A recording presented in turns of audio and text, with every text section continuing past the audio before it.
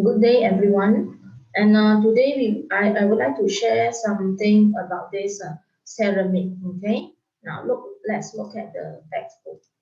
Something about ceramic, the composition of ceramic and its uses. Okay. Now, when we are talking about ceramic, actually it is a solid. What makes it up? It will be either inorganic or non-metallic substances. And when you want to make the ceramic, it is produced through the process of shaping, meaning you fix the shape, then you make it hard. How you make it hard? You are heating it at high temperature. And in this diagram, it shows that there are some examples of ceramic products in our daily life, which is the aluminum oxide, the titanium carbide, and the silicon carbide. Now, later we are going to look at the two types of ceramic, which is number one, the traditional ceramic, and another type will be called as the advanced ceramic. Okay.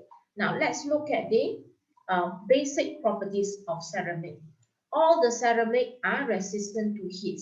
That's why you see here high thermal resistance. And of course, it can be broken easily. They are chemically inert, does not conduct electricity, hard and strong, and it is heat insulator. Okay. Now, this ceramic is actually bonded by strong covalent bonds and ionic bonds. It depends on the substance which is used to make it. Okay. And it melts at very high temperature. That's why we say that it is high thermal resistant. Okay. And when the force is applied, okay, the atoms in the ceramic, it can't slide over each other so easily. That's why they are this hard and strong. Okay, we have already talked about this the atoms which slide over each other when we were talking about the alloy.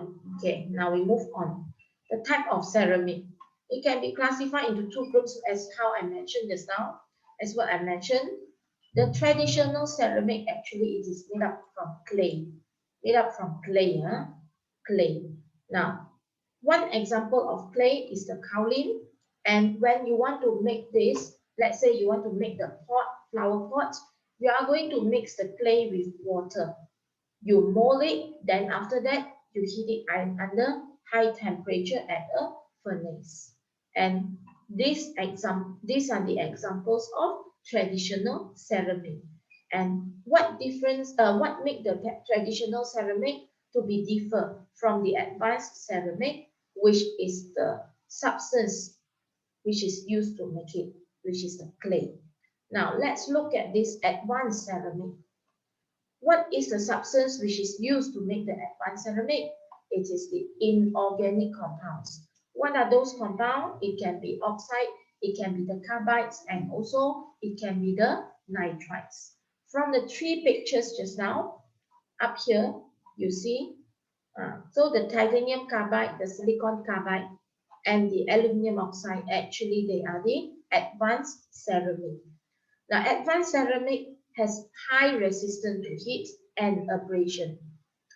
And compared to this traditional ceramic, this advanced ceramic is more chemically inert and it has superconductivity properties. Okay, now, as you see from this picture, this advanced ceramic is used to make cutting disc, brake disc, and tungsten carbide ring. Okay, now look at this. The silicon carbide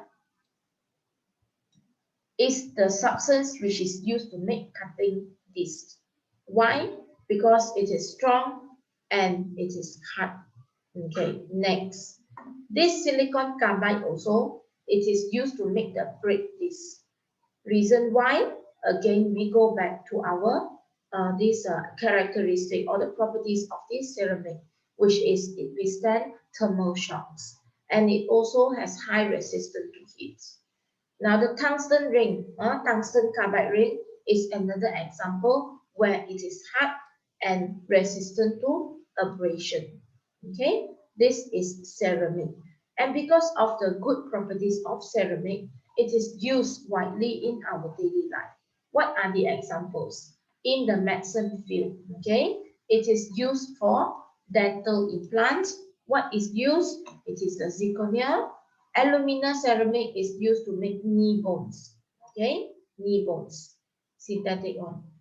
Ceramic is also used in MRI machine. Why? Just now I mentioned it has superconductivity. This is the advanced ceramic. Okay. Now for transportation, we used to make the engine components in jet plane. Why? Because it can withstand high heat. And for the energy production, it is used to make electrical insulator.